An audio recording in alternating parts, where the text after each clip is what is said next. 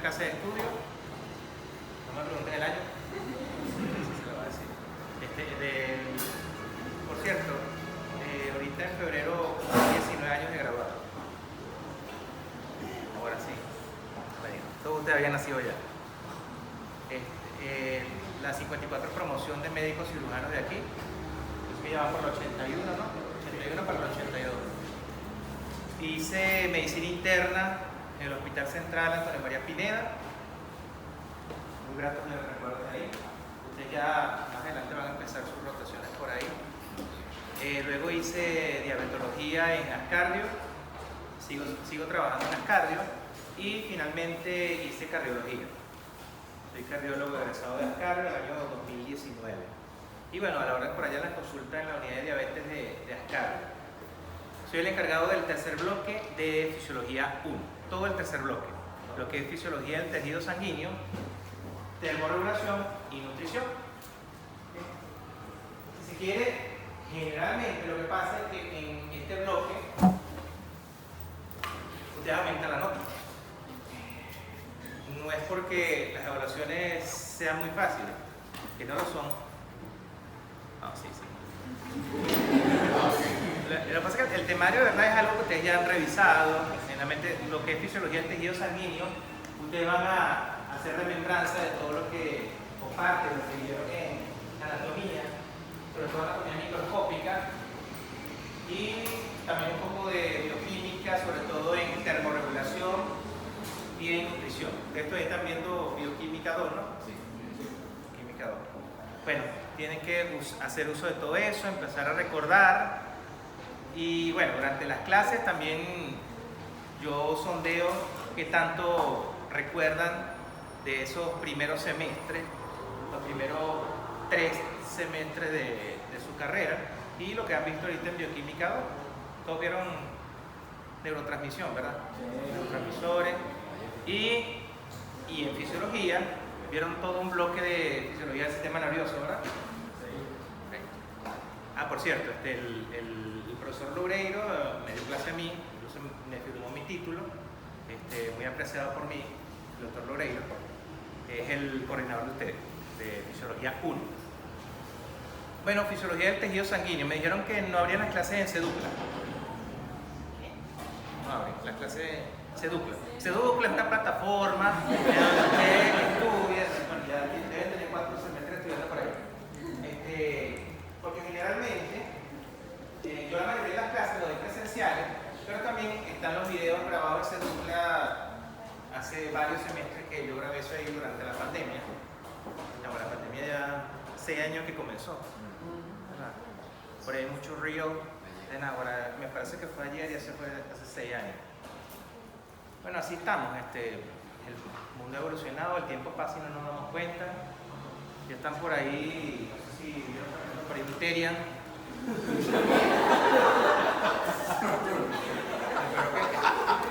Por aquí no sé ni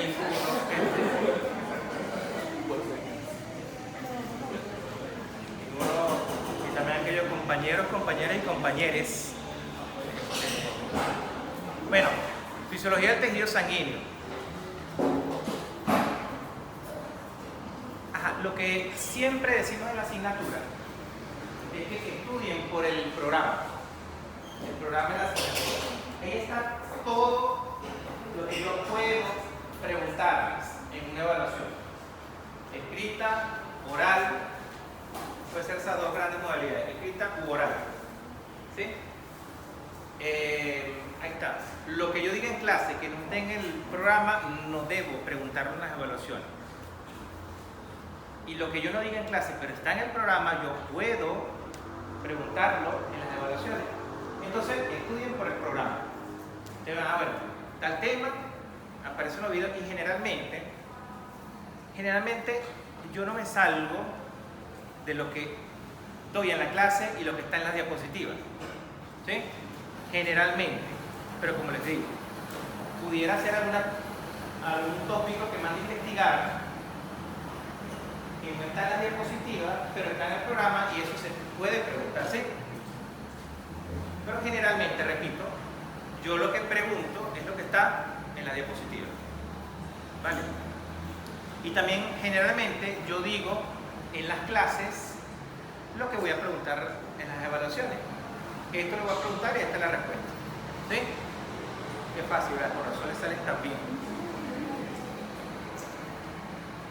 Ok, los componentes de la sangre. Ustedes vieron esto en anatomía microscópica. La sangre se divide en un componente líquido y los elementos formes, es decir, las células y el plasma. El que ocupa el mayor volumen es el plasma, ¿verdad? Alrededor de un 60% y 40% los elementos formes, ¿sí? ¿Y los elementos formes cuáles son? Glóbulos rojos, glóbulos blancos y plaquetas. Ojo, recuerden también los otros nombres de glóbulos rojos, hematíes o eritrocitos. ¿Sí? Y el otro nombre de los glóbulos blancos es leucocitos. Y el otro nombre de las plaquetas es trombocitos. Vamos bien. Sencillo. Esta es una clase de inglés. Todos ustedes hablan inglés, ¿verdad? O por lo menos lo leen. Good. La próxima clase la vamos a dar en inglés. Entonces ahí están los componentes de la sangre. Componente líquido y los elementos formes. Ahí en el componente líquido vemos lo que forma ese componente líquido. Están las proteínas plasmáticas, que ustedes ya han estudiado. La principal proteína plasmática, la albúmina. ¿Sí? Y es principal porque es la que más abunda en el plasma. La albúmina, ya está su función. Que si pudiera preguntarse función de la albúmina, claro que sí. Pudiera preguntarse función de la globulina, claro que sí. Fibrinógeno, también ustedes lo estudiaron, y en esta parte también van a estudiar lo que es la coagulación, o más que coagulación, hemostasia. Y a mí me gusta hacerle hincapié a los estudiantes de que no confundan términos, porque vamos a empezar a hablar aquí de hemostasia, y desde que comenzaron fisiología he escuchado un término que es homeostasis, equilibrio dinámico, ¿sí? Homeostasis. Y también en algún momento de su vida escucharán la palabra hematosis. ¿What? WTF, WTF, dice. No sabe inglés. Bueno, por lo menos que sepa lo que es WTF. Entonces, hemostasia, intercambio de gases. Eso lo van a profundizar el próximo semestre en lo que es fisiología del sistema respiratorio. ¿Sí? Entonces, esta hemostasia, esta homeostasis, que toda la fisiología estudia la homeostasis, el desequilibrio. Y está la hemostasia, que es lo que incluye la coagulación y la acción de las plaquetas y vasos sanguíneos. Esa es hemostasia. Lo vamos a estudiar también en este bloque, y se va a hablar en este bloque la hemostasia. Están otros solutos, los electrolitos, que todos ustedes saben nombrar lo que están ahí abajo, ¿verdad? Sodio, potasio, calcio, magnesio, cloruro, ajá, ¿tú lo dijiste? ¿El de abajo? Bicarbonato, ajá. Ácido fosfórico. Acuérdense que ácido fosfórico es una sal. Este es un anión. Este es un anión. HPO4 menos 2. Fosfato diácido. Fosfato diácido, ¿qué lo dijo? Excelente. ¿Y el otro? Sulfato. Con valencia menos 2, número de oxidación menos 2. Ustedes se acuerdan aquello de los átomos, los electrones, porque es un anión, ¿sí? Los nutrientes orgánicos usados para la producción de ATP, por ahí. A ver si ustedes también manejan la definición de ATP es la... Esa moneda de intercambio, el Bitcoin, ahorita no es el Bitcoin, ahorita es el USDT, de intercambio energético, ¿verdad? Y ustedes recuerdan la composición del ATP, ¿verdad? Adenosín trifosfato, recuerdan de las purinas y pirimidinas, ¿sí? ¿Cuáles son purinas, cuáles son pirimidinas? ¿Se acuerdan de un ácido nucleico, la formación del ácido nucleico, la estructura secundaria, la estructura terciaria? Todo eso, la biología de primer semestre, les encantó a todos, a mí también me encantó. Sí, ¿se acuerdan, verdad? La adenosín trifosfato tiene 3 grupos fosfatos unidos a la base nitrogenada, ¿sí? Solo que no tiene la pentosa, ¿verdad? Sí. El adenosín trifosfato tiene la pentosa. Sí, pero en los ciclos del grupo de 3. Sí, la querapentosa puede, en el ácido nucleico puede ser ribosa o desoxirribosa, ¿se acuerdan? Okay. Es importante que nunca lo olviden. Incluso cuando estén por allá, en la Universidad de Harvard, investigando, o estén en un consultorio como médicos clínicos, que es mi caso, pasándole consulta a un paciente, ¿se acuerdan que el paciente es producto del ADN?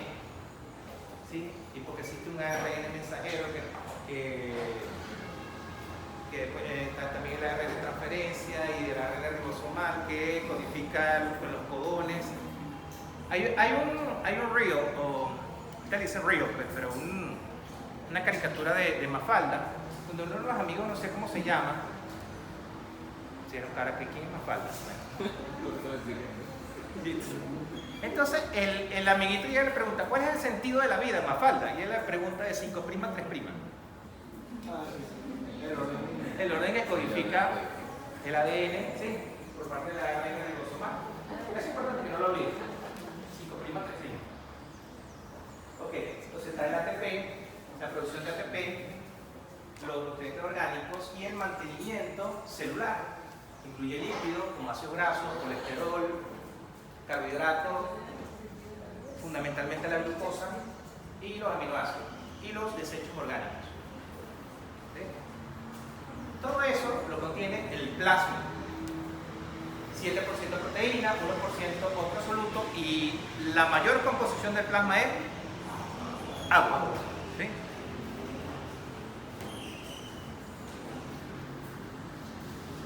Los elementos formes. Los elementos formes, las células, glóbulos blancos, ¿sí es? Segmentados, ¿verdad? Hay segmentados neutrófilos, los eosinófilos también son segmentados, ¿verdad?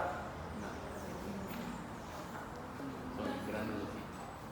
Todos son granulocitos, incluidos los neutrófilos segmentados. Se le llama segmentados por la forma del núcleo, ¿verdad? Son polimorfos nucleares. Me agrada porque, bueno, a veces uno está pasando revista allá en el cardio, no es por poner a mal a los residentes de cardiología, pero es que uno va olvidando cosas. No debería. Uno por lo menos en una clase así, un salón mucho más grande que en el auditorio de las cardio, una clase de lípidos, más que de lípidos, del tratamiento de lípidos, yo llego y le digo, ustedes, para que no hagamos como una receta de cocina, ustedes le indican al paciente dieta rica en ácidos grasos, ¿de qué tipo? Así contamos ustedes, callados. Entonces yo le digo, ¿saturado o insaturado? Insaturado. Yo le digo, poliinsaturado. Es la dieta que se le debe recomendar al paciente. Dieta rica en ácidos grasos poliinsaturados. Y desde el punto de vista bioquímico, ¿qué implica saturados e insaturados? Entonces, ¿se acuerdan doble enlace, triple enlace único? ¿Se acuerdan de enlaces covalentes que ustedes rompen y se libera de energía? Y terminaron de caer como condorito, pero se pura comiquita vieja, ¿cuál condorito? Que se caía para atrás, que era ese mismo. Cayeron para atrás con los condoritos, pero yo le dije, ¿se acuerdan de alcanos, alqueno y alquino? Eso no se puede olvidar. Por favor, cuando mienten en Harvard, en el MIT, o sea, el MIT es una universidad ya tecnológica, en Massachusetts, o estén aquí pasando una consulta en un ambulatorio, no se olviden de las asignaturas, del contenido de las ciencias básicas. están los glóbulos rojos, hematíes o eritrocitos. Es una célula, ¿cómo es la fórmula? La forma del núcleo del eritrocito. Es anucleado, ¿verdad? Y en su etapa evolutiva, en un momento tuvo núcleo, ¿verdad? Entonces ahí vamos a ver la eritropoiesis. La eritropoiesis es la formación de glóbulos rojos, así como la eritropoiesis es la formación del glóbulo blanco. Eso lo vieron que ya en microanatomía. Y la trombopoiesis es la formación de plaquetas. ¿Sí? Ok. Entonces ahí está el porcentaje normal de glóbulo blanco.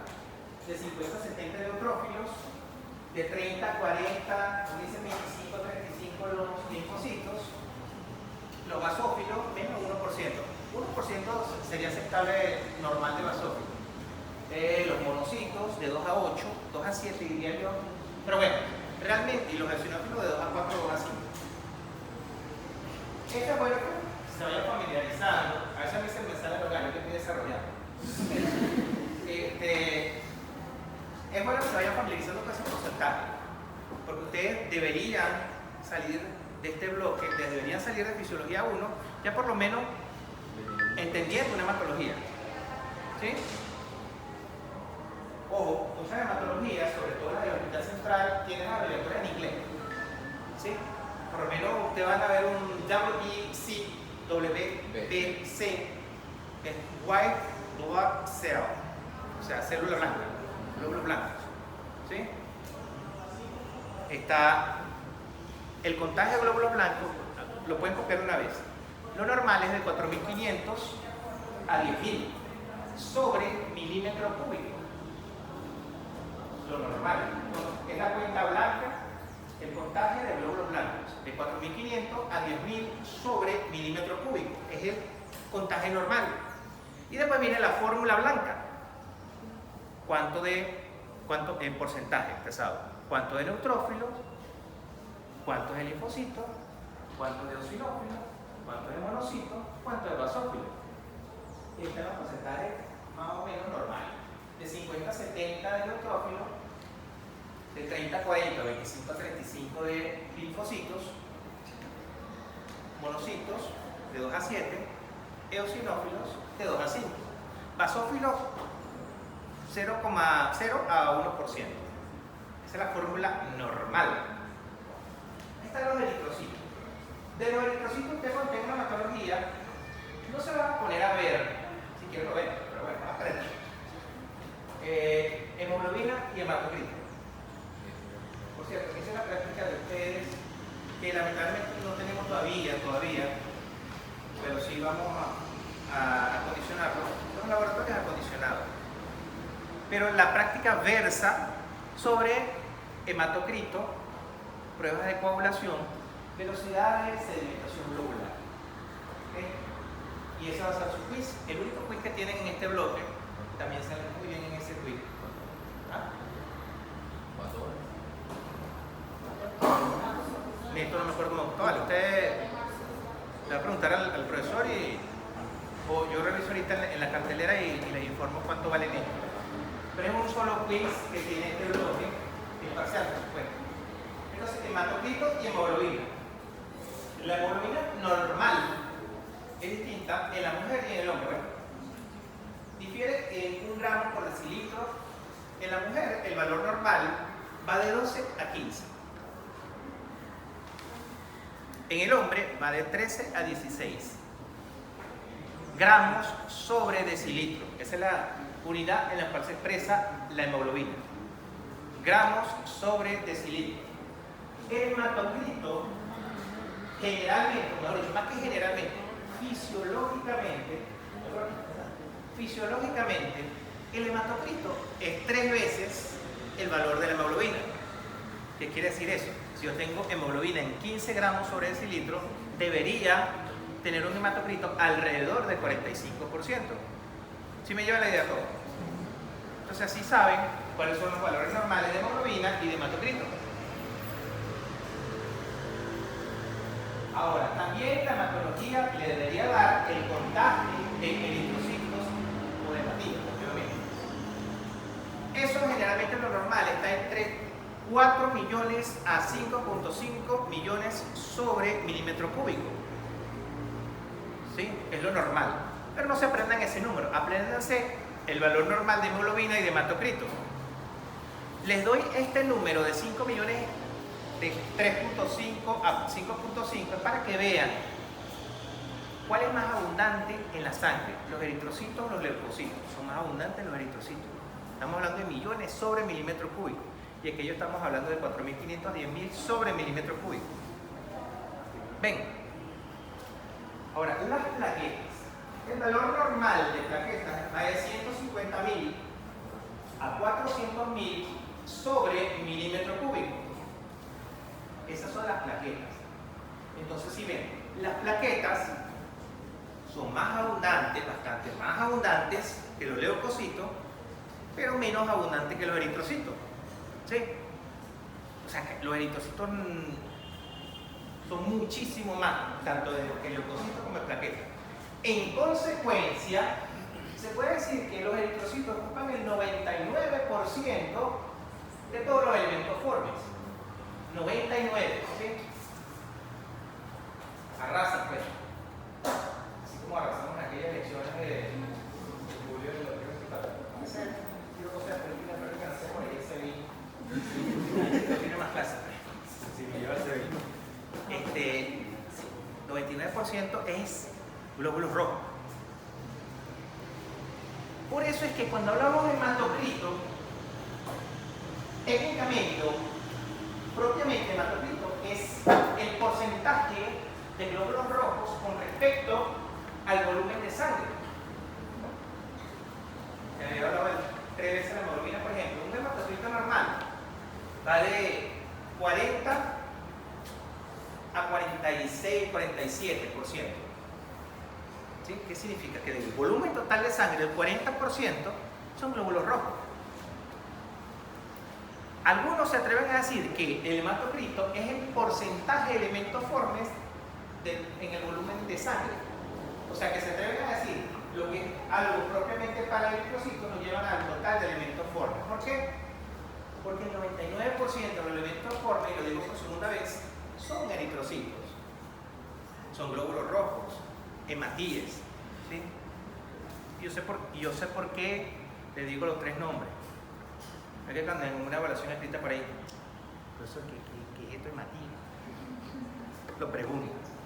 A veces sí, a veces la ansiedad se bloquea.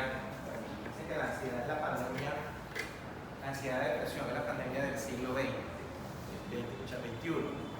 Yo que me quedé en 1900. Entonces, ojo con eso, no. Elementos formes, red blood cells, ¿saben lo que es, verdad? Células rojas, eritrocitos. Platelets, plaquetas o trombocitos. ¿Qué más por ahí? ¿Qué tienen los white blood cells? Debe ser bien, pero ¿verdad? Alguna de estas clases la vamos a dar en inglés.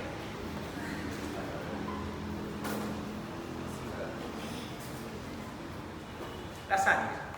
Desde el punto de vista del tipo de tejido, es un tejido conectivo, ¿verdad?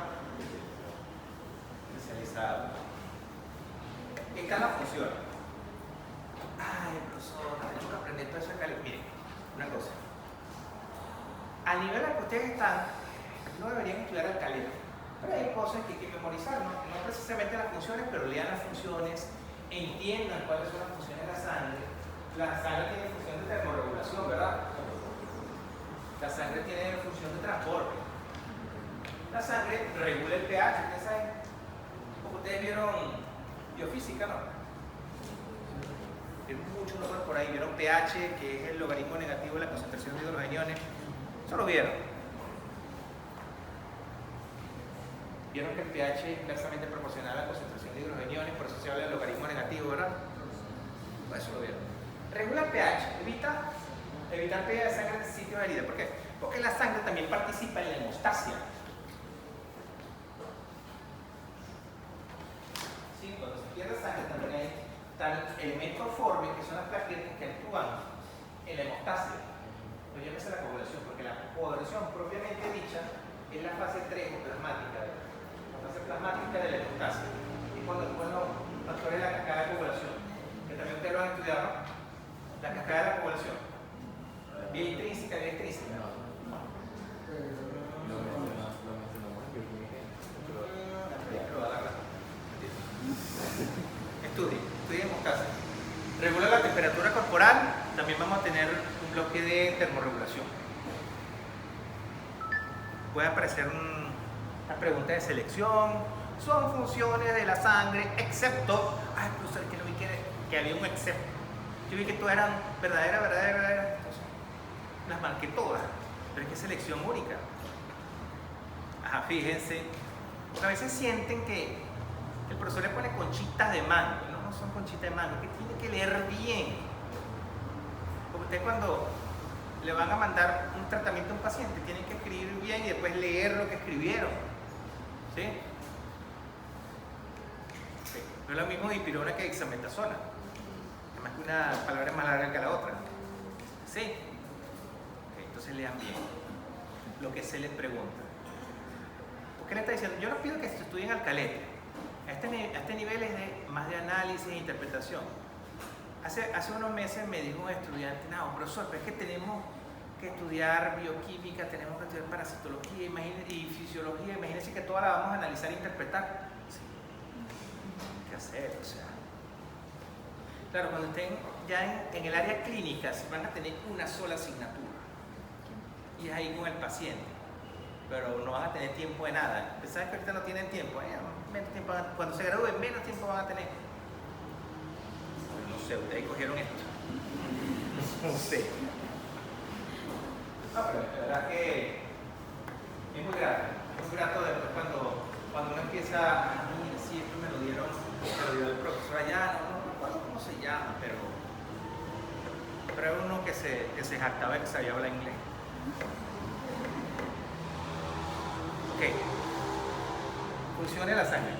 Como le digo, revisen las funciones de la sangre. Puede salir por ahí alguna pregunta. Propiedades de la sangre. Entonces, ¿qué es volemia?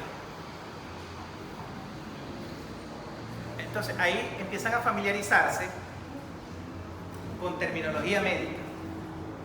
Lo que generalmente el sufijo emia significa sangre. Y vol, de volumen. Vol, emia. Volumen de sangre.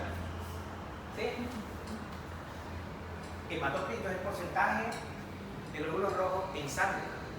Y la velocidad de sedimentación globular es la velocidad a la cual se sedimenta el glóbulo rojo en un tubo de ensayo.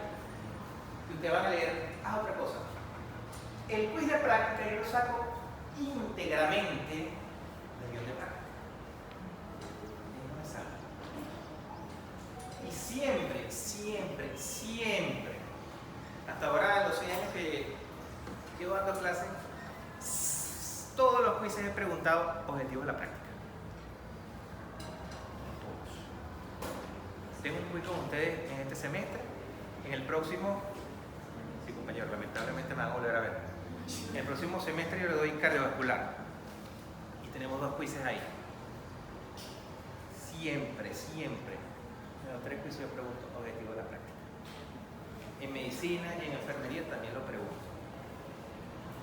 Claro, hubo también una disconformidad este semestre porque uno de los objetivos fue en enfermería, que hablaba de reflejos baroreceptores y quimioreceptores. Es la práctica 2 de cardiovascular, donde trabajamos con un simulador y inyectamos atropina, adrenalina, son sustancias químicas que actúan sobre receptores, o sea, sobre quimioreceptores.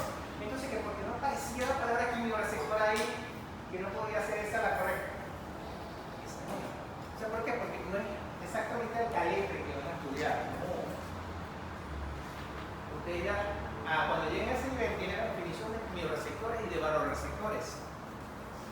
Entonces, váyanse adaptando, no a mi forma de hacer las preguntas, que deben ser porque ustedes van a responder mis preguntas.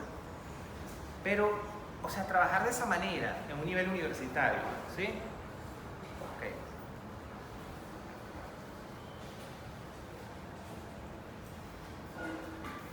O sea, alguien que me ayude a leer ahí, por favor.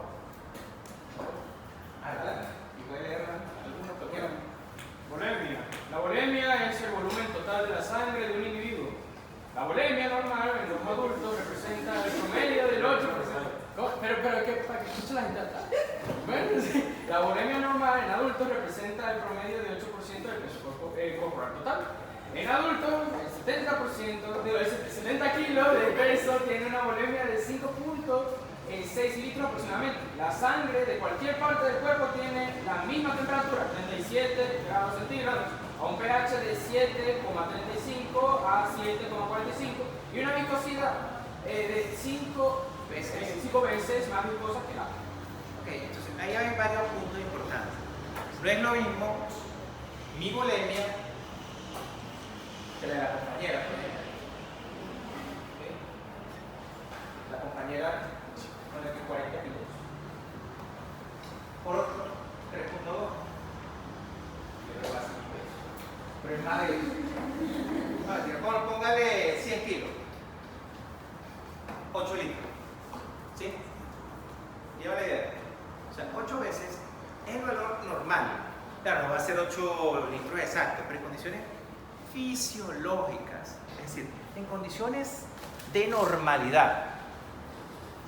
Porque hay otras condiciones como la insuficiencia cardíaca, que se incrementa la cantidad de sangre, de líquido en el organismo. Entonces, esas personas deben con los pies edematizados, ya no voy a decir más pinchados, edematizados, ¿sí? Que les cuesta para respirar, que tienen disnea, se llama dificultad para respirar, disnea, y cuando ustedes los ocultan, sienten algo que llamamos crepitante, que se van a familiarizar con esos términos más en semiología, en centro semestre, crepitantes.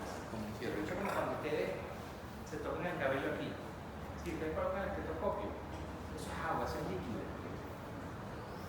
También el tipo de crepitante puede ser no solamente líquido, sino también una patología infecciosa.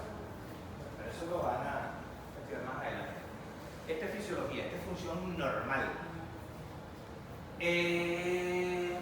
Importante, usted sabe la temperatura normal, 37 grados centígrados, así aquí haya mucho calor, uno empieza a sudar para regular la temperatura, la pérdida de calor. Entonces eso también vamos a estudiar en este bloque, mecanismo de pérdida de calor. Y el pH, ustedes ya saben cuál es el pH normal. 7,35 a 7,45. ¿Sí? O sea que el pH de nuestra sangre no es neutro. Es levemente alcalino, ¿no? Y la viscosidad 5 veces más viscosa, más densa que el agua. Claro, por los elementos formes, ¿no? Entonces, no sé si me ayuda a pasar a la siguiente.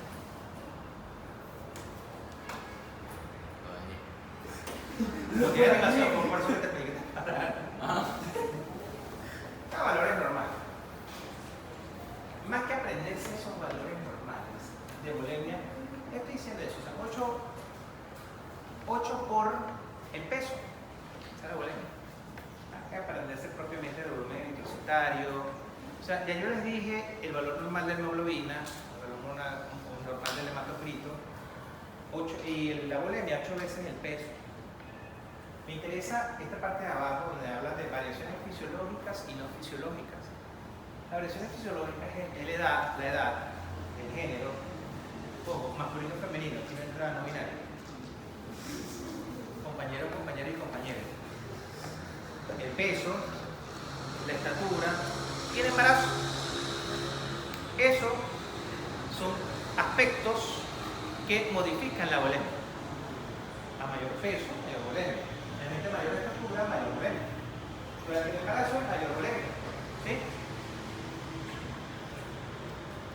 A mayor edad, disminuye la bulimia. ¿Sí? Y el género, ¿por qué? El sexo, ¿por qué? Porque generalmente las mujeres tienen mayor cantidad de líquido en porcentaje, porcentualmente, que los hombres. Claro, cuando lo llevemos a peso, por lo menos una mujer de 50 kilogramos, frente a un hombre de 100 va a tener mayor bulimia el hombre de 100, pero en porcentaje, discretamente, la mujer tiene mayor porcentaje de líquido que el hombre. Y las no fisiológicas, por ejemplo, las enfermedades, la deshidratación, cuando falta agua, y la sobrehidratación, cuando hay exceso de agua. ¿Sí? Siguiente, por favor. el hematocrito. Ustedes van a tener una práctica, van a leer una práctica de esto. Pero no, en la medida de lo posible también vamos a tratar de abordar aquí presencialmente los temas de la práctica, pero tienen que venir habiendo leído el guión, ¿sí? Vamos a hacerlo para el próximo lunes y martes que tienen ustedes, ¿no? Sí. Este es un día que sacamos fuera del lo usual por cuestiones de carnaval. Entonces ven hematocrito, en la parte hacia abajo quedan los elementos formes, que hay aproximadamente un 45%, ¿no? ¿Lo ven? Ojo, el color negro llega hasta más o menos 45-46, ¿verdad? Entonces, la línea esa que separa la franja negra de la rosada, ahí, ese en el tubo de ensayo se va a llamar menisco. Claro, menisco también es este. Los meniscos, ¿sí? ¿Se acuerdan los meniscos? Sí. ¿Son ligamentos o es un hueso? ¿Cómo que? No, es un tejido cartilaginoso. Está preguntando otra cosa ya a los residentes de... Te voy a decir, no, el profesor ya habla más de los residentes de cardiología. Ay, eso es muy bueno, es lo que están estudiando. Pero se les olvidó todas estas cosas. Por eso digo, no se les olvide, estas cosas básicas. Es importante que las mantengan. ¿Sí? Ok, tuvo calibrado, tuvo ensayo, adelante.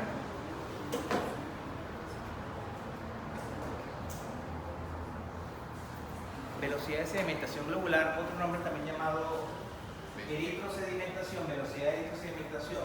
También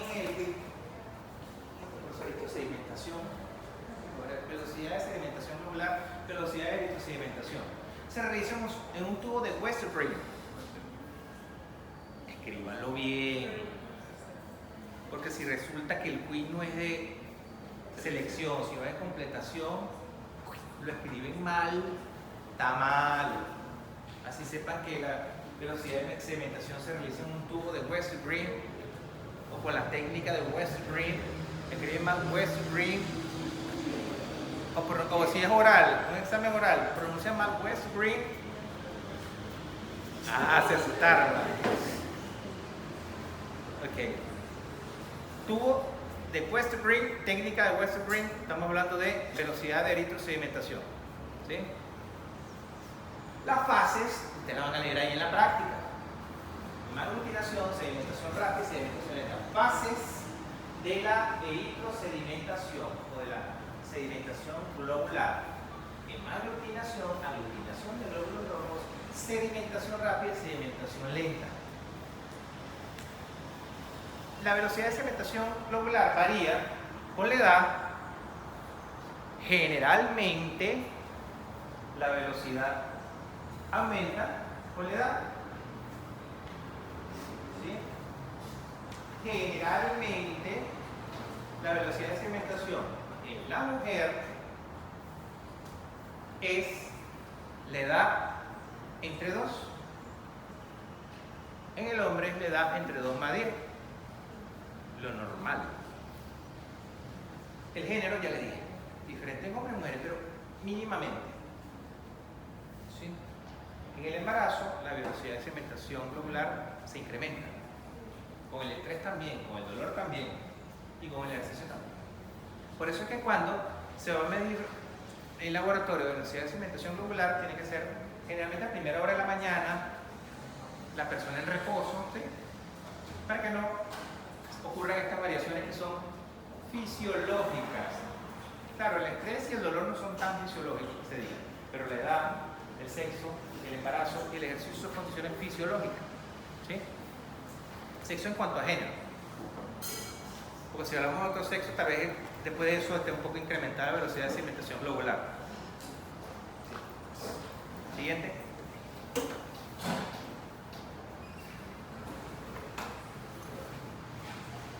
Los glóbulos rojos, ahí les hablé de la cantidad normal, sí, se lo había mencionado.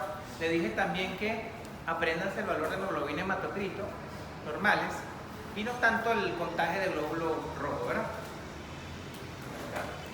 Son responsables de aproximadamente la mitad del volumen de sangre Yo me quedé corto, le dije el 99%, es 99,9% del total de elementos formes de la sangre. Una gota de sangre posee alrededor de 260 millones de eritrocitos. El hematocrito mide el porcentaje de la bulimia ocupado por los elementos formes. ¿Sí? Lean las láminas. Se lo he repetido en varias clases. Estos aspectos se lo he repetido una y otra vez. ¿Y cuándo va a cambiar? El corazón sale también en este blog. El glóbulo rojo es un disco bicóncavo, ¿se acuerdan? Sí, esto es cóncavo, esto es convexo. Convexo, cóncavo, ¿sí? Lo vemos. Cóncavo, convexo. Eso, entonces, es un disco bicóncavo, ¿sí? Ustedes lo vieron ya en microanatomía, no tiene núcleo, su forma les permite alinearse, doblarse, flexionarse, ¿sí? Practican, ¿cómo que se llama esto? Yoga, todo eso, se dobla, se flexiona. Vida media de 120 días, 4 meses más o menos, ¿sí? No solamente carecen de núcleo, sino también de órganos, de organelas. 95% contiene hemoglobina, es el que transporta la hemoglobina, el glóbulo rojo. Eso lo saben ustedes, ¿verdad? Vida media de 120 días, las funciones, ahí las tienen. Lean, lean.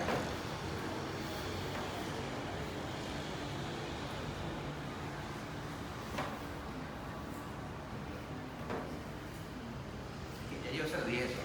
El hemoglobina hematocrito, lo normal. El hematocrito en la edad es 40-48. Apréndanse que el hematocrito es 3 veces el valor de la hemoglobina. ¿Sí?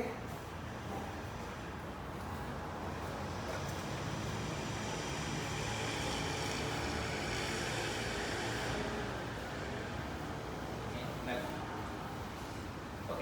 Entonces, hay los llamados índices hematimétricos. Índices hematimétricos son volumen corpuscular medio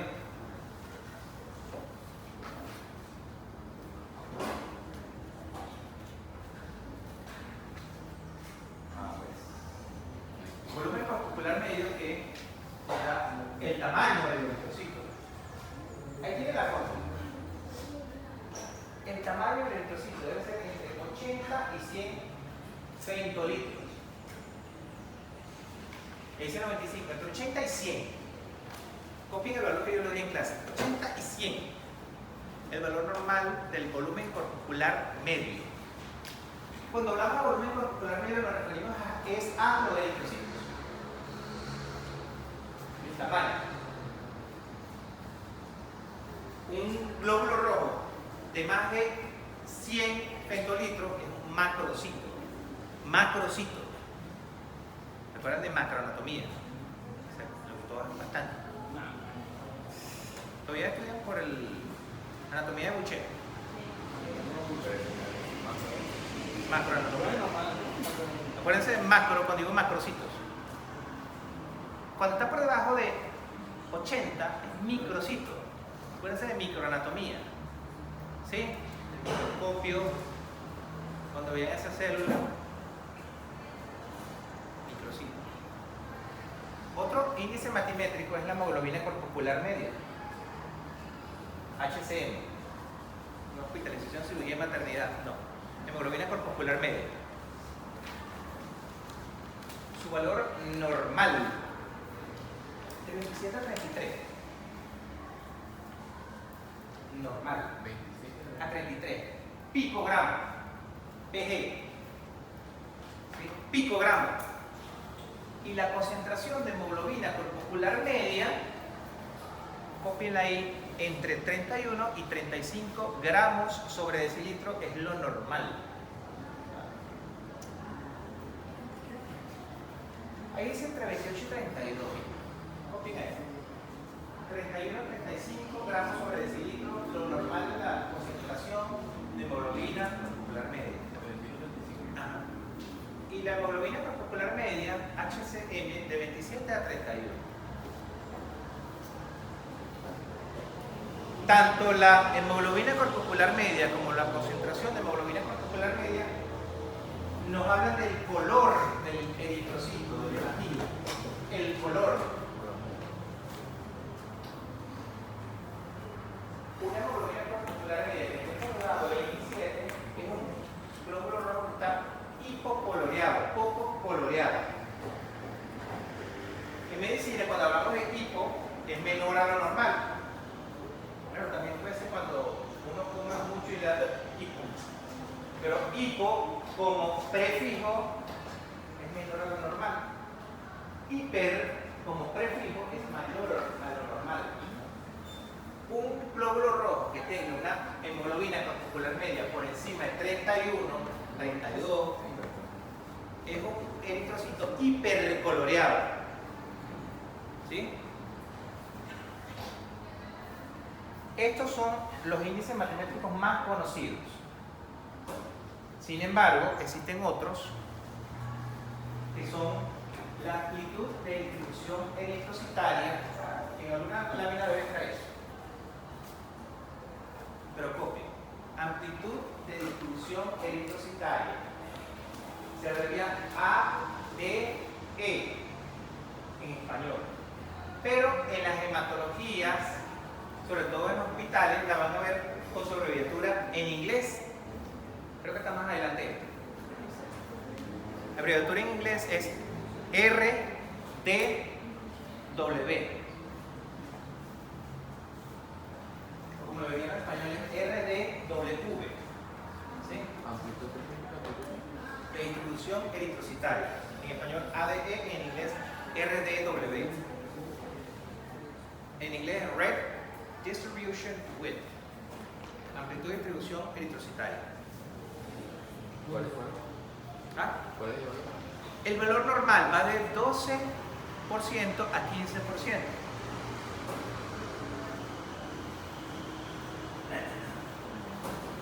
¿Qué nos falta de ahí? Vamos bien. Eso por ejemplo es un glóbulo rojo. Y esto lo vieron ustedes en microanatomía, la composición de la hemoglobina, ¿sí? Oxihemoglobina, desoxihemoglobina, ¿se acuerdan de eso? Oxihemoglobina. ¿No la vieron? Ah, bueno. A ver, que la vamos a ver aquí. Entonces, 4 moléculas de oxígeno por cada molécula de hemoglobina. Entonces, ¿para qué?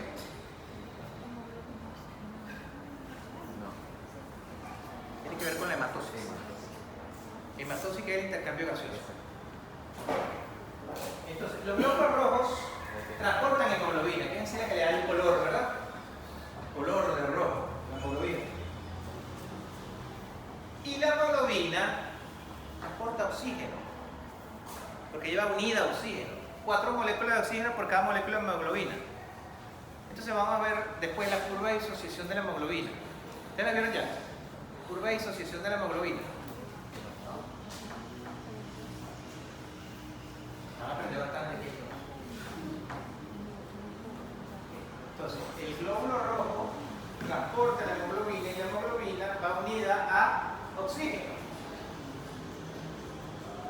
Generalmente, en esos, yo así países, aquí mismo, en Venezuela, en las grandes alturas, por allá, los que viven en Mucuchíe, ustedes de Mucuchíe, ustedes de Mérida, de Apartadero, por allá, que es un poco más alto que Barquisimeto. Entonces, generalmente, en estas alturas, tienen una hemoglobina más alta que los que vivimos más cerca del nivel del mar. ¿Sí? Y aquí van a aprender por qué. Porque, dice lo que digo una vez, pero esto va a haber una clase para eso. A mayor altitud, menor presión parcial de oxígeno. Ojo, menor presión parcial de oxígeno, pero siempre la concentración de oxígeno va a ser la misma. La concentración de oxígeno en el aire inspirado, no, el aire ins, pero no diga como el chuño. Inspirado es 21% o 0,21. la concentración de oxígeno del aire inspirado siempre es y será, claro, en condiciones fisiológicas normales, 21% o 0,21. Lo que varía es la presión parcial de oxígeno. Porque la presión parcial de oxígeno va a depender de la presión barométrica o presión atmosférica. Que la presión atmosférica, conforme aumentamos en altitud, disminuye la presión barométrica. 21 gramos. No, 21%. 21%. O 0,21. Buena aclaratoria la del compañero. No confunda las unidades. Todas las preguntas que hagan, háganlas aquí. Pero en el examen, ustedes me ponen una unidad que no sea 21%, está mal. La presión barométrica o presión atmosférica a nivel del mar, 0 metros sobre el nivel del mar, es una atmósfera. Y en bachillerato nos enseñaron que una atmósfera equivale a 760 milímetros de mercurio. Ah, sí, yo no me acuerdo. Yo tenía por allá en el 98. Bueno, creo que varios de ustedes no habían nacido. Por favor, profesor. 760 milímetros de mercurio. Una atmósfera a nivel del mar. Es la presión atmosférica o presión barométrica. ¿Sí? Entonces, la presión parcial de oxígeno va a depender de esa presión atmosférica. ¿Por qué? Porque ustedes multiplican 760 por 0,21 y le va a dar la presión parcial de oxígeno. Eso le da 159. Si saca la cuenta de la rápida del profesor, que me la sé. Tomo A. 760 por 0,21 le debe dar 159 milímetros de mercurio. Esa es la presión parcial de oxígeno a nivel del mar. ¿Sí? Pero aquí en Barquisimeto no estamos a nivel del mar tampoco, no sé, 200 metros, algo así. Estamos ahorita dicen, Gemini, dime a cuánto estamos de altitud sobre el nivel del mar. Y Gemini le responde. ¿Sí? Ahorita hay muchas formas de aprender, ¿oyeron?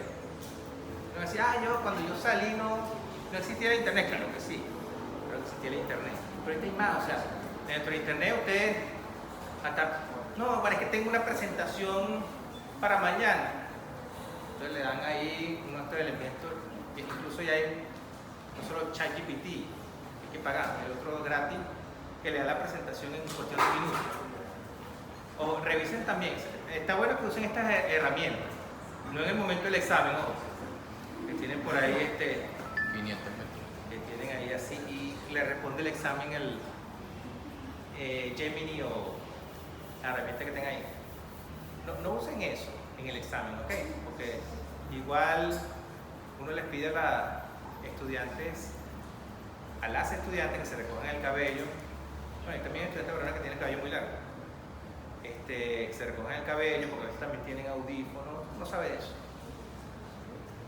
No porque uno lo haya hecho.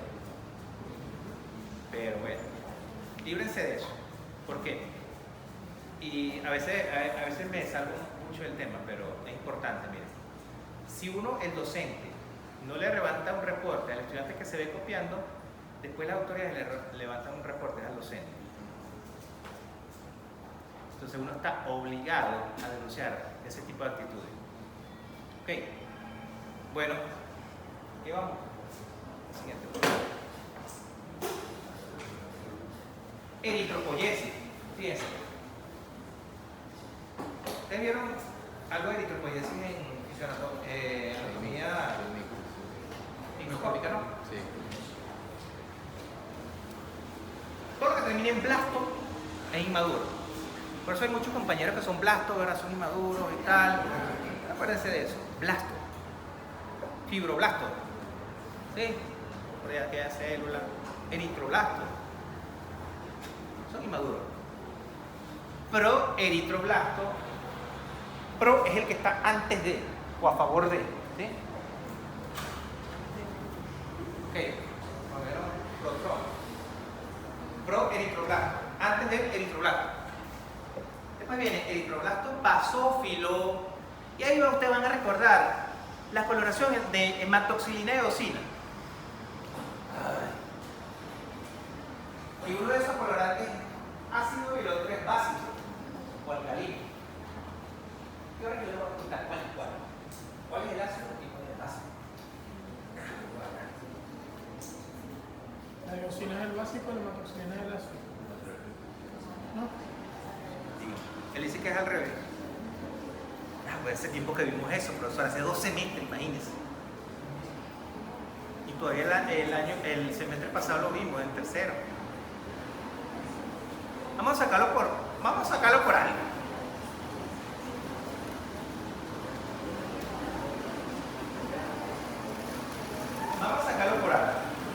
Basófilo. ¿Ustedes se acuerdan de la célula basófilo que se la mencioné por aquí, verdad?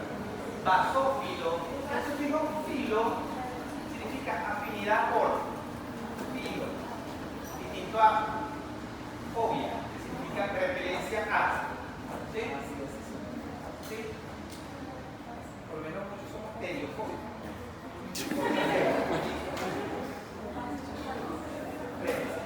Entonces, basófilo tiene afinidad por lo básico.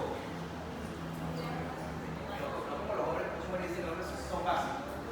A lo básico, al colorante básico. Basófilo. ¿Y qué color es el basófilo? Dorado, ¿verdad? Contrario al eosinófilo, que es color rosado, ¿verdad? Entonces, el eosinófilo tiene afinidad por la eosina. Ah, con razón se llama así. Sí, ¿verdad? Sí. Eosinófilo, afinidad por la eosina. El basófilo, afinidad por la hematoxilina. ¿Qué significa? Que la hematoxilina es el colorante básico y la eosina, en consecuencia, es el colorante ácido. Anótelo ahí que no se lo olviden más nunca. Hematoxilina, colorante básico, eosina es el ácido. Entonces, el eritroblasto basófilo tiene un citoplasma de color morado, porque lo colorea mayormente la hematoxilina, que es el colorante que básico, y lo básico generalmente busca unirse a los ácidos. ¿Por qué? Porque el eritroblasto basófilo tiene gran cantidad de material genético. Y el material genético, ¿qué es lo que contiene? Ácido nucleico. Y los ácidos nucleicos son ácidos, ¿verdad? No me van a decir que los ácidos nucleicos son básicos. Entonces, por eso, tiene gran cantidad de material genético todavía el eritroblasto basófilo. Por eso es que tiene más afinidad por la hematoxilina, que es el colorante básico. ¿Sí les explicarme?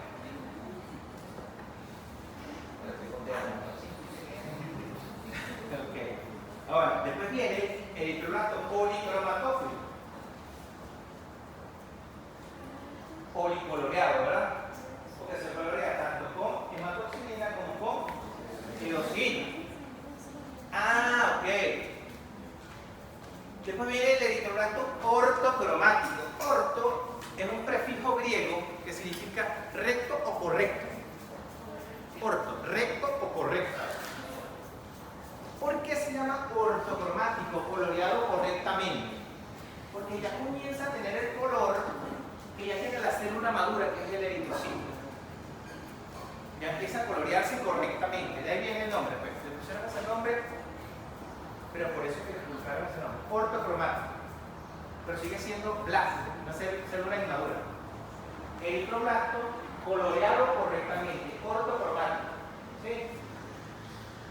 ¿Esto se va a explicar? No, hay que recordar, pero ¿sabes qué se va a explicar? No se la había explicado así. Entonces, llevamos la secuencia otra vez para arriba. Proeritroblasto, antes de los eritroblastos.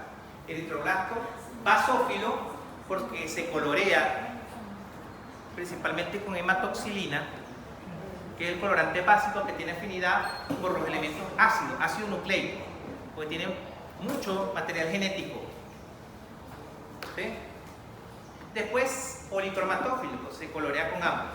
con hematoxilina y con eosina, policromatógeno. Después viene el ortocromático, el coloreado correctamente, que ya comienza a tener la coloración de la célula madura, es decir, rosado, ¿verdad? Tiene mayor afinidad por la eosina. ¿Por qué? Porque va perdiendo material genético, va perdiendo lo ácido. Entonces comienza a predominar, va a teñirse más con el colorante ácido. Sí, porque principalmente el citoplasma de la célula, que no tienen ácido nucleico, son más de características básicas, alcalinas, ¿sí? Desde el punto de vista del pH. ¿Ok? Después viene el reticulocito, que no tiene núcleo, sino una red de fibrina. ¿De fibrina es qué? ¿Cómo se dice? Una red de, estamos hablando de material genético, no es de fibrina, es de red de cromatina. Ustedes como que están cansados, ¿no? O sea, red de cromatina, eso se llama reticulocito. Y después viene el eritrocito, o célula madura, que no tiene núcleo, no tiene material genético, no tiene organelas u orgánulos. ¿Sí? Bueno, esta clase ya la hemos visto, profesora, otra vez. Otra vez. La eritropoyesis.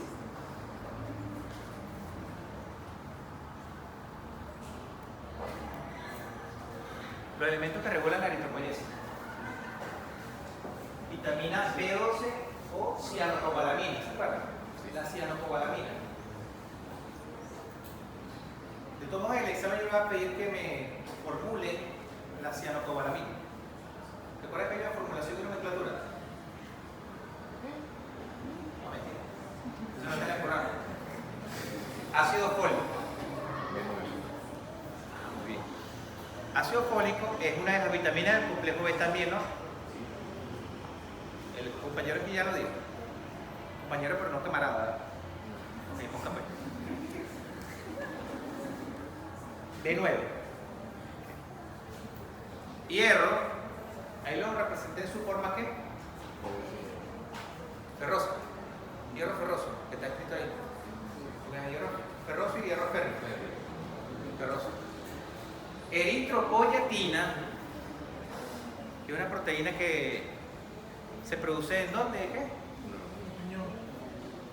Pues las hormonas son proteínas, desde el punto de vista molecular. Una hormona que la produce ¿quién? El riñón. El riñón. Estimula la eritropoyesis, no se llama eritropoyetina, ¿va? Estimula la eritropoyesis.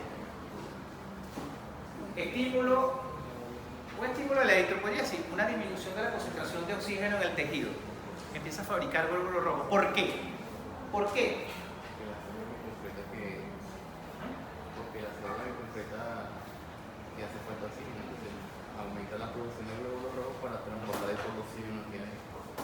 Para transportar hemoglobina, que está unida al oxígeno. ¿Sí lleva la idea? Son mecanismos compensatorios, fisiológicos. Si disminuye el oxígeno en los tejidos, eso se llama, ¿cómo se llama? Hipoxia, ¿sí? En los tejidos, hipoxia. Entonces, la médula interpreta que hace falta más glóbulos rojos porque son los que transportan la hemoglobina que está unida al oxígeno. ¿Sí? Sencillo. ¿Cómo actúa? Estimula la diferenciación, disminuye el tiempo de eritropoyesis y aumenta la síntesis de hemoglobina. Todo lo que termina en hemia significa sangre. Disminución de la concentración de oxígeno en sangre. Hipoxemia es disminución de concentración de oxígeno en sangre. Hipoxia es un término más global que puede ser en sangre o en los tejidos. Hipoxia tisular, pudiéramos decir. Pero no podemos decir hipoxemia tisular, aunque la sangre es un tejido conectivo especializado, ¿no? Pero ya hipoxemia es propiamente disminución de la concentración de oxígeno en sangre.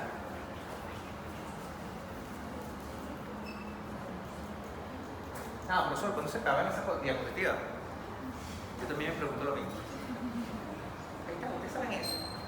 El riñón produce eritropoyetina. ¿Sí? Ante una condición de hipoxia, se estimula la producción de eritropoyetina. ¿Sí? La eritropoyetina aumenta la síntesis de hemoglobina. Célula madre hematopoyética. Y ahí está la eritropoyesis.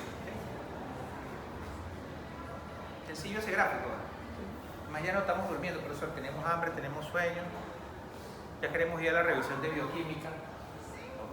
Son muchas láminas, ¿oyeron? Ahorita falta pasar para la otra. Son las 8:30. Ya tenemos chance. Seguimos, claro. El otro. ¿Dónde busco aquí?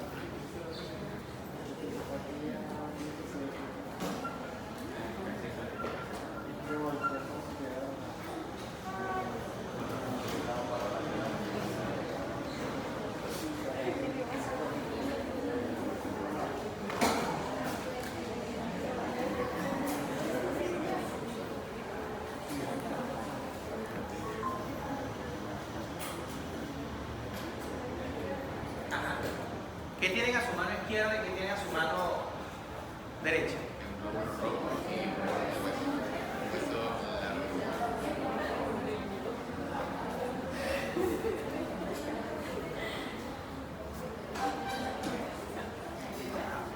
Vamos a volver aquí a concentrarnos. Ese no es el glóbulo rojo. Fíjate lo que dice ahí. ¿Qué significa kidney? Riñón. ¿Qué significa bone marrow? No, ahora sí, te lo prometo que la clase del lunes va a ser en inglés. Okay, let's continue with the class. Good. So, on the left side you have the kidney. On the right side you have the bone marrow. Understand? Good? Okay. A su mano izquierda tienen el riñón. A su mano derecha, o por lo menos una representación esquemática. Okay? Schematic feature of the kidney. ¿Sí? Es una representación esquemática del riñón. A su mano, on the right hand, you have the bone marrow. A su mano derecha, ustedes tienen la médula ósea. You have 4 arrows. Ustedes tienen 4 flechas. ¿Sí?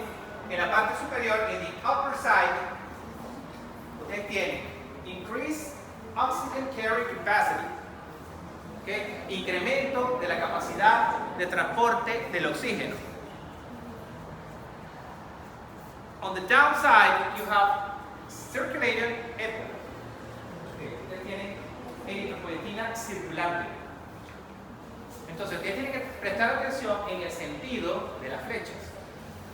Y abajo, ustedes tienen un enunciado que dice EPO production in response to oxygen tension. Producción de eritropoyetina en respuesta a la tensión de oxígeno. Ese es del lado del kidney, el riñón. A la mano derecha, en la parte inferior, ustedes tienen red blood cell production in response to EPO levels. Producción de eritrocitos en respuesta a los niveles de eritropoyetina. Entonces, la eritropoyetina, como ustedes muy bien lo dijeron, es producida en el riñón y tiene un efecto sobre la médula ósea, que es donde está la célula madre hematopoyética. Estimula la producción de glóbulos rojos, disminuye el tiempo de eritropoyesis.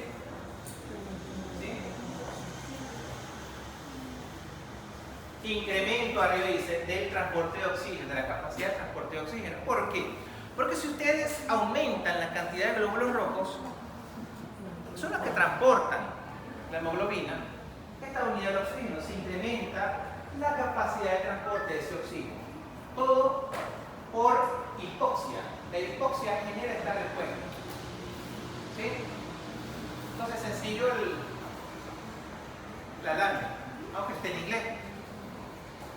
Good? Everybody understand? Yeah. Good. Let's continue.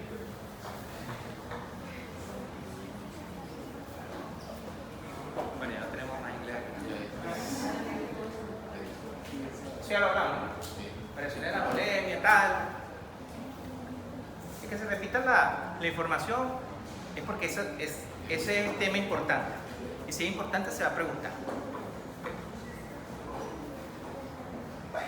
tenemos también, lo vimos en algún gráfico, puede sufrir variaciones, aumento, disminución de volumen plasmático, aumento, disminución de volumen eritrocitario, principal causa, tenemos hemodilución. Hemodilución, y cuando está muy diluido, a mayor cantidad de agua, elementos formes de lo normal.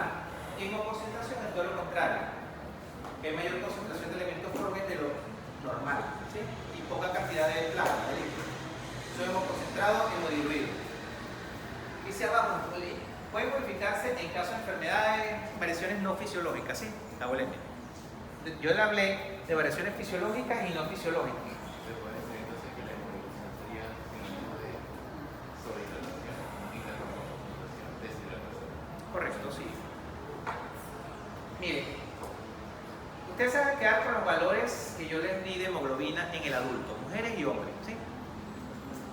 12 a 15 en las mujeres, 13 a 16 en el hombre. En el recién nacido sí es mayor, ¿oyeron? Tal vez no, dice 19.5, más o menos 5. Claro, no va a llegar a 24 de hemoglobina. Pero póngale, en el recién nacido puede estar entre 18 y 22. 18 a 22 gramos sobre decilitro. Y el hematocrito ustedes ya se lo van a aprender 3 veces el valor de la hemoglobina. ¿Sí? Entonces, ya se saben este cuadro. Los valores que yo le di. De 27 a 31, cópienlo. Y si son compañeros, se lo transmiten a los compañeros que no vinieron. O si no, ellos vinieron. 27 a 31, la hemoglobina corpuscular media. De 31 a 35, la concentración de hemoglobina corpuscular media. Así se lo van a aprender. Lo normal, ¿sí? El volumen corpuscular medio de 80 a 100 femtolitros. Y ojo, las unidades. Femtolitro para el volumen corpuscular medio, picogramos para la hemoglobina corpuscular media y gramos sobre decilitro para la concentración de hemoglobina corpuscular media. ¿Sí? Para la concentración de hemoglobina corpuscular media, así mismo es. Qué bonito.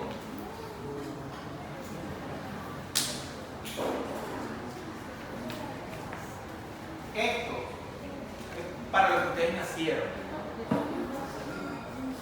Esto es para lo que ustedes estudiaron. Para interpretar gráficos. Quiero que igual está saliendo un paciente que sale en la gráfica que me mostró el profesor allá en el año 2026. Bien. Okay, let's take care on the right hand. Presten atención a lo que está en su mano, a mano derecha. Usted tiene un gráfico. Lean los títulos de los gráficos. Dice Inspire PO2. Inspire Oxygen Pressure. Partial pressure of oxygen reaching the lungs. Presión de oxígeno inspirada es igual a presión parcial del oxígeno que alcanza los pulmones. ¿Ok? ¿Understand? Eso está en la parte superior que va de 0 hasta 150 milímetros de mercurio. ¿Lo ven? ¿Lo ven todo en la parte superior? On the upper, yeah? Upper, up. Look at the up. Miren arriba. 0 a 50 milímetros de mercurio. Dice, presión de oxígeno, presión parcial de oxígeno que alcanza los pulmones. Va de 0 a 150. Y en la parte de abajo, down, look at the down. Barometric pressure, presión barométrica o presión atmosférica. ¿Sí? ¿La ven?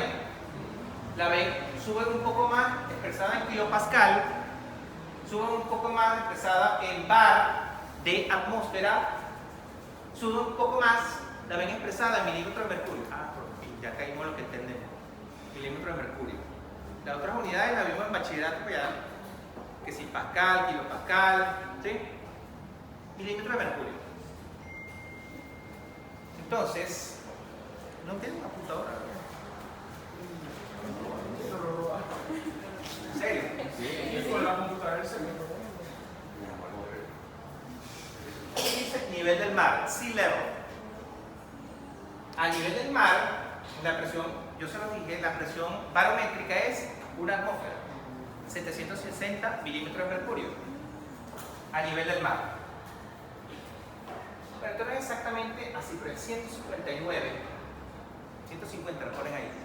La presión de oxígeno que alcanza los pulmones, lo ven arriba, ¿verdad? Sí. A nivel del mar, ¿lo ven? Ahora, aquí dice altitude in feet, la altitud expresada en pies. Y de este lado, que es lo que el sistema métrico que nosotros conocemos, altitude in meters. ¿Sí? Altitud en metros. Entonces, observen esto. Desde 0 hasta 10.000 o más de 10.000, ¿sí? ¿Qué pasa entonces? Fíjense esta curva.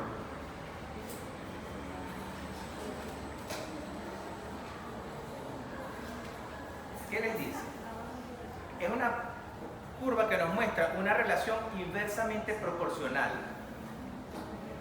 ¿Qué significa una relación inversamente proporcional? Que cuando un elemento aumenta, el otro disminuye. Distinto a una relación directamente proporcional. Y cuando un elemento aumenta, el otro también aumenta. Pero esta curva nos muestra una relación inversamente proporcional entre la altitud y la presión barométrica. Ese calor va. A veces sufre unos golpes de calor, no es la andropausia ni mucho, sí, pero sí, también contribuye mucho. En estos días, no sé, hace unos meses, el año pasado vino alguien a revisar los aires, ¿no? Sí. Ustedes están en clase y estaban... Con el fisiología estábamos. Creo que la persona que estaba también revisando los aires, no, me salgo ya, no aguanto. Sí, nosotros estamos viendo la práctica. No, pero esperemos que sí, esperemos que Venezuela cambie. Que no es del CEBIC, ¿no? Vamos a esperar que la señora coopere. Fíjense, aumentando. Aquí en el Mount Everest, el monte Everest, el lugar de mayor altitud, me corrigen, creo que es 7.000 y algo, 8.000 y algo metros sobre el nivel del mar. El monte Everest, 8.000. sin petare, ¿qué? Casi 8.000. 8.000. Entonces, fíjense la presión barométrica ahí. Menos de 300 milímetros de mercurio. ¿Y cuál sería la presión parcial de oxígeno? Esos 300 multiplicados por 0,21. ¿Sí lleva la idea? ¿Por qué? Porque la concentración de oxígeno siempre es 21% del oxígeno inspirado, porque el otro 78 es nitrógeno, ¿verdad? ¿Se acuerdan? De primaria. 78 nitrógeno, 21 oxígeno y 1% otros gases, entre los cuales dióxido de carbono, argón, ¿sí? Entonces, bajamos un poco más en altitud, la ubicación humana más alta. ¿Sería en dónde? En La Paz. Bolivia. Bolivia está a 3.600 metros, que ya solamente juegan ellos. Los demás se cansan jugando fútbol. Okay. Pero claro, aquí la ubicación humana más alta es alrededor de unos 6.000, 5.500 metros sobre el nivel del mar. Mont Blanc, no sé qué carrizo es eso. Investiga. O sea, preguntan el examen que yo no lo sepa. No, mentira.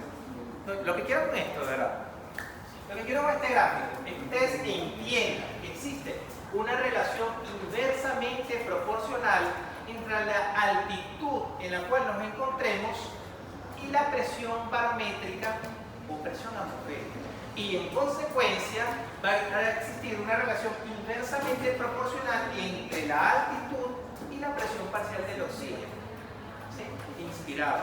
El oxígeno que llega a los pulmones va a ser menor a mayor altitud.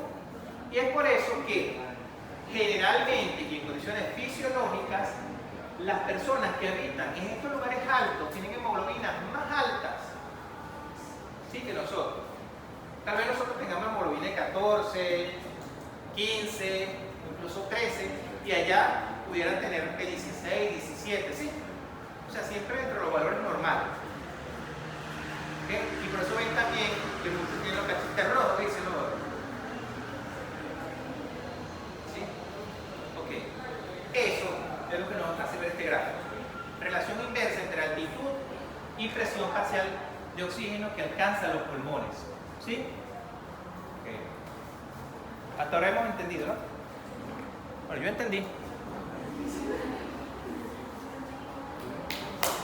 Fíjense, en Miami, Florida, donde hay no sé cuántos millones de venezolanos ahorita, en el Doral, donde dice George Harry que están las montañas y llegan los buitres ahí, montañas de basura, en el Doral. En Miami, bueno, es casi así, a nivel del mar, Miami, 0 metros, presión barométrica, si me lleva la idea, a su mano izquierda, va leyendo, 760 milímetros de mercurio de presión barométrica, 20,93, 21% concentración de oxígeno. Eso no va a variar, eso lo he dicho como 5 veces, es por año. No se confundan en la evaluación. La concentración de oxígeno siempre va a ser 21% o 0,21. Lo que va a variar es la presión parcial de oxígeno, porque va a depender de la presión barométrica, es decir, de la presión atmosférica. No se confundan. Presión parcial de oxígeno 159, que es 760 por 0,21. Y la temperatura típica entre 15 grados centígrados, este es grados Fahrenheit, sí, 59, ¿sí? Aumentamos en altitud, se van hacia allá. Hasta 9.000 metros le ponen allá, que son 29.520 pies. ¿Sí? Ven cómo disminuye la presión barométrica y en consecuencia disminuye la presión parcial de oxígeno. Pero siempre, fíjense en la fila central, porcentaje de oxígeno en el aire, siempre es 20,93, 21%. ¿Sí? ¿Entendido? Ok. Esto le va a servir en el semestre que viene, sobre todo, cuando ve la parte de fisiología del sistema respiratorio. En condiciones, ¿cuál será la presión parcial de oxígeno a una altitud de tanto, sabiendo que la presión barométrica? Yo tenía una colega que me ayudó mucho, ella ya está jubilada. Ella incluso ponía ejercicio en una cámara hiperbárica. ¿Cuál es la presión parcial de oxígeno inspirada? Y ella lo que tenía que hacer es decirle cuál era la presión barométrica en esa cámara hiperbárica, que va a ser más de 760 milímetros de mercurio. Ustedes multiplicaban ese valor por 0,21 y le daba la presión parcial de oxígeno, pero cuando le hablaban de cámara hiperbárica, ahora se imaginaba Michael Jackson metido ahí. Ahorita muchos no conocen a Michael Jackson. No conocían. Sí, tampoco así. Pero sí conocen a Bad Bunny, ¿verdad? Pero vieron el espectáculo del Super Bowl, el Hit Time. Bueno, que los que estaban allá presentes no entendían nada de lo que estaba cantando. Nosotros tampoco, en realidad. Pero bueno, yo tengo una forma particular. O sea, realmente no soy fan de él, pero me molestan los haters que se la pasan criticando a todo el mundo. Es un tipo exitoso. Él sabrá, pero ha tenido éxito. Y esto no es una clase de autoayuda, muchachos. Usted sí puede. Es un coach motivacional. Vamos a dejar aparte la fisiología. Pero sí, o sea, uno tiene que admirar a las personas que tienen éxito en la vida, por algo. O sea, y no lo ha hecho robando ni nada de eso, pero ha tenido éxito y aunque no me gusten muchas sus canciones, otras sí llaman la atención, pero es un tipo que ha tenido éxito. Y hacia ahí es que uno tiene que mirar, sobre todo hacia el éxito. Usted como estudiante, como futuros profesionales, tiene que ser exitoso, haciendo las cosas bien, ¿sí? Que sean reconocidos, porque se acuerdan de las clases de fisiología y cuando el paciente tenga un neumotórax, ustedes piensan en la presión parcial de oxígeno, ahí, esas cosas. Lo que define a un buen especialista médico y uno que no lo es tanto, es que el buen especialista recuerda, asimila y entendió las ciencias básicas. Esto es importantísimo. Bueno, ya pasó el tiempo de coach motivacional, todo eso. Esto ya se lo expliqué, va, listo. 159, 110. Lo multipliqué por 0,21. Ahí dice por 0,2093, pero 0,21, ¿oyeron? Multiplícalo por 0,21.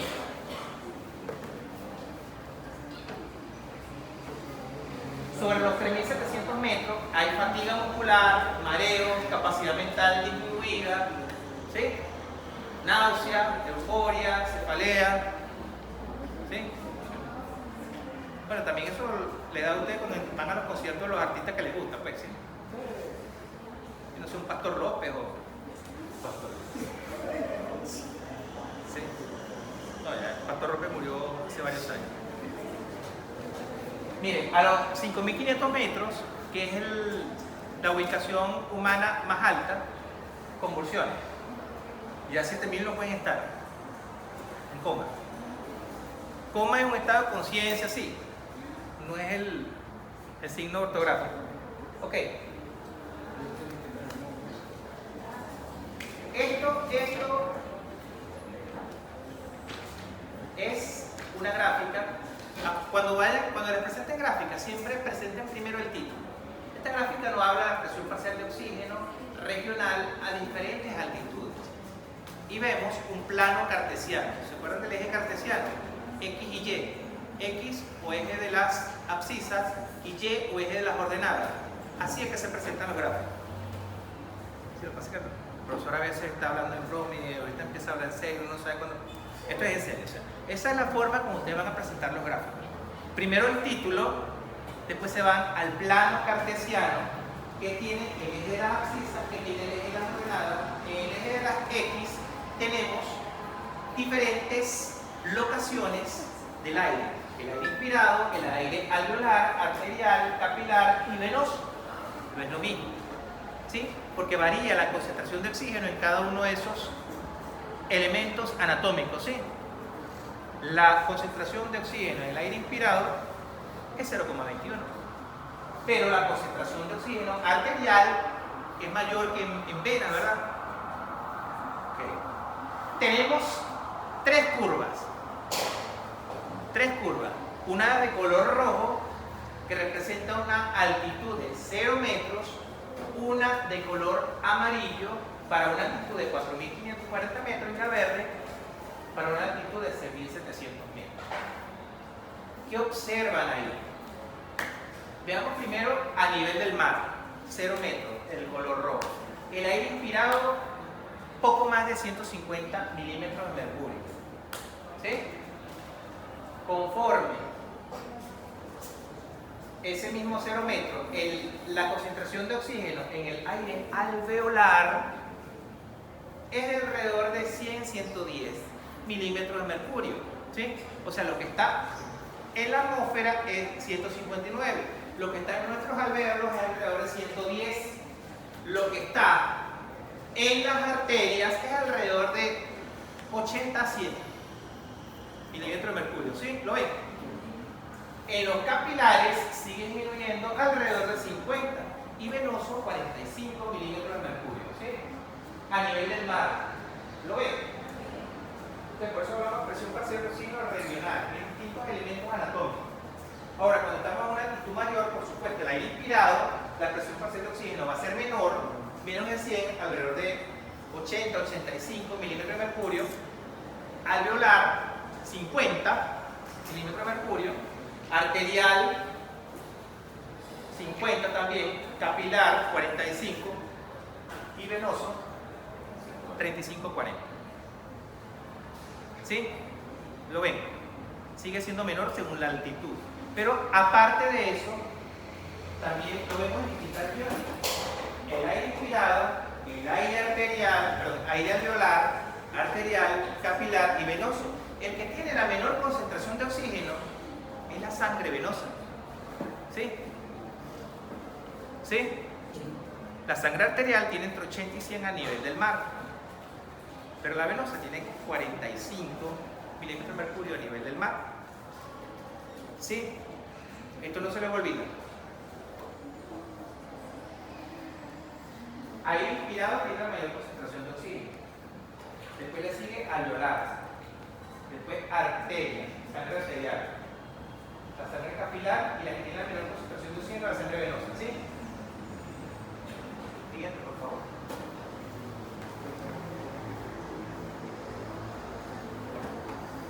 Excelente. Y le voy a decir la frase que ustedes querían escuchar desde ahora. Ya con esto terminamos. La curva de disociación de la hemoglobina. Del oxígeno y la hemoglobina. Porque el oxígeno está unido a la hemoglobina. ¿Qué pasa? Fíjense esta curva. Respiración periódica en la noche, chin stop.